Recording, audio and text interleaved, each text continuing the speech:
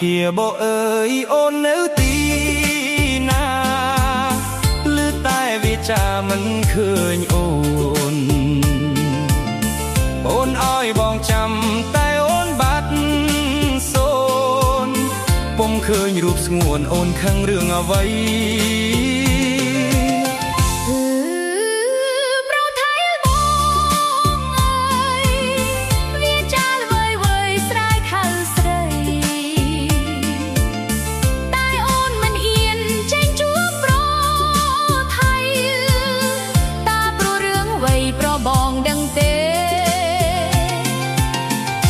ស្ពានអើយស្ពានវែ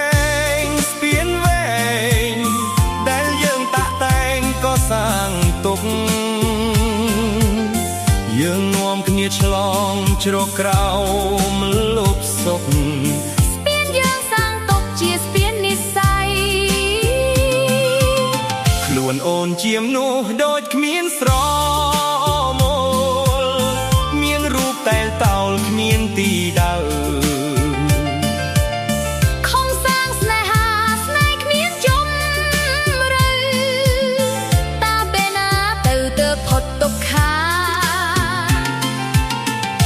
ទុកអីទៀតហើ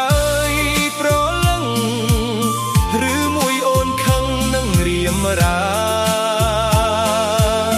បងថ្នាក់ថ្នមអូនមិនកប់ចិនដា